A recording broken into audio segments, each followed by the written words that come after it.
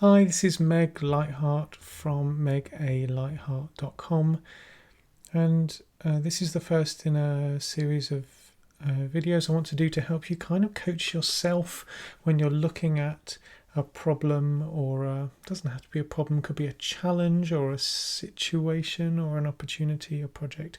Sometimes we get locked into a particular perspective on that situation. And this week I want to offer you some things that are going to expand your perspective so that you can maybe take some more wise and timely action. And the thing I want to offer you today is around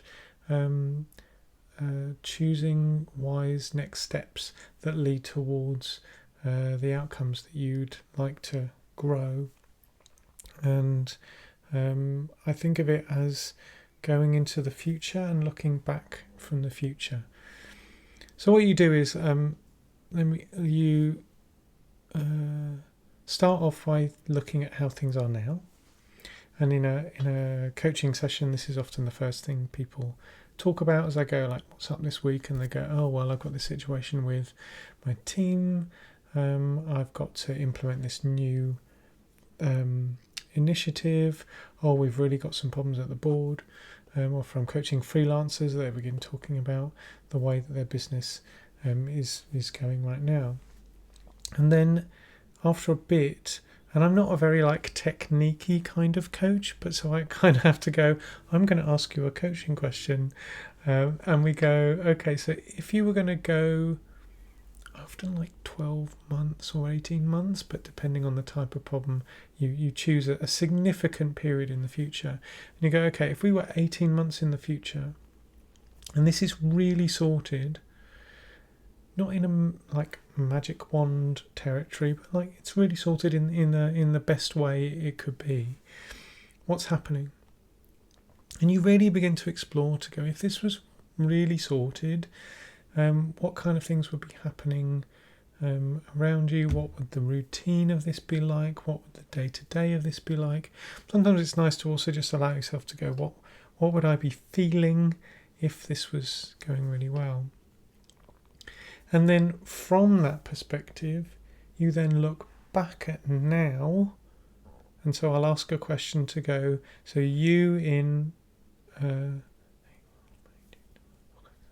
October 2021, at the time I'm recording, is looking back on you in April 2020, and if that's all happening, what must you have done? And you straight away go, oh, well, I must have done something around this, something around this, something around this. And then you begin to get into some maybes of well, I probably did a bit of this and I probably did a bit of that too. Let me give you an example. Because that helps us to process it better. Let's say you're this is a situation that comes up. You've got a small team and you're growing it to maybe double in size in the next year or so, and you're worried about making sure you maintain a good vibe, but you also want to make sure you're hiring people for culture add, not just culture fit, which is a mistake sometimes people make. And also means that your team often looks a lot like it already looks. And so we go, okay, so what's going on now? And you describe your team, and actually it's quite positive, but maybe they're a bit overworked, or you know that they've got some challenges coming up.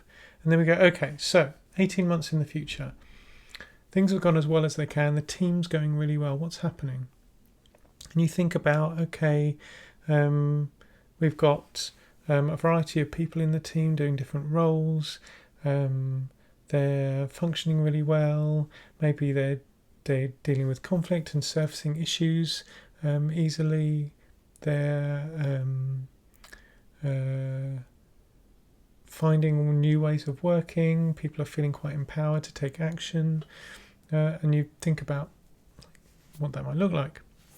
And then you go, okay, right. Looking back on you now, or looking back on you in April 2020, I try and use the date rather than saying now, because otherwise it gets mentally confusing.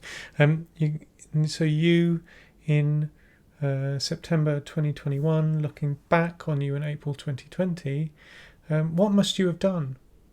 And straight away you go, okay, well, we must have looked at different places to put our job ads. We must have made sure we were describing the workplace well, so we hired the right people. We must have really focused on the hiring process and maybe did more team stuff so the team got to meet people before they were hired.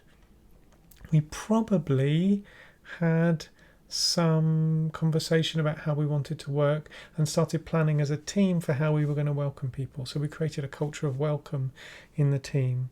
We probably had a look at our induction processes and how we were bringing people on board. We probably had some overt conversations about how to make sure that we were surfacing issues easier, how we were dealing with conflict. We probably had revisited the rhythm of meetings. So straight away you go, okay, so there are some seeds we need to plant today in order that this transition over the next year, 18 months really happens. You can also do that as let's say you're a freelance photographer. I don't know much about this, so I'm going to mix some stuff up.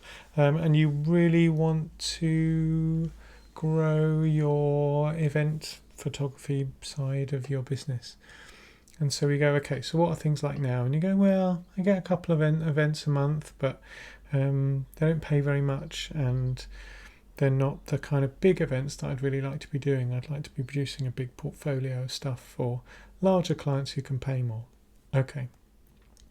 Let's say 18 months this is sorted, what does it look like? And you begin to go, okay, so I've got 4 or 5 gigs a month that are really well paid, that are doing things for organisations I really want to support but also have budget, and I'm spending time editing images that really look good and people are super happy and they're referring me on to other people, and so on. Then you look from there back to when you're back to April 2020 and go, okay, what must I have done? Well, I must have made a better portfolio on my website. I must have started meeting people. I probably built some relationships with people in the event industry. I'm making this up, but sorry if you have a photography business and I'm not done talking rubbish. I probably started telling more people that I know about that so that people knew that this is an aspect of my business that I wanted. Okay, so what's your next steps? Oh, well, my obvious next steps are this and this. You can also do this on a personal level. Let's say you want to set up a daily mindful stretching practice. You go into the future when that's established. You look back and go, what kind of things did I do? And being able to step out of the now seems to really help to break out of the tight perspective you put on it, where it just seems like a problem and the future seems uncertain. You're then able to look back and go, okay, these are some things that I can do right now, bearing in mind you want to do things that are actually doable for you and your style and so on, but this can be a useful experiment when you've got a situation or a challenge, and you want to begin to decide what seeds you want to plant today. So that's my first offering for you around coaching yourself around issues. Obviously, if you want some external coaching support, then I'm around. Check out my coaching plans at megalightheart.com. And if you want to become a patron, go to patreon.com/megalightheart, and you can become a monthly patron, because I like to keep all my content free, but you just be able to support me in producing this kind of stuff. If you're on YouTube, click subscribe, and wherever you're watching this, it really helps with the algorithms. If you click like, if you make a comment, if you share it with people, then more people can come across what I'm hoping is helpful content. So thanks very much. I'll see you in the next one. We're going to do some more things around timelines tomorrow. I'm Meg Lightheart from megalightheart.com, and I'll see you in the next one.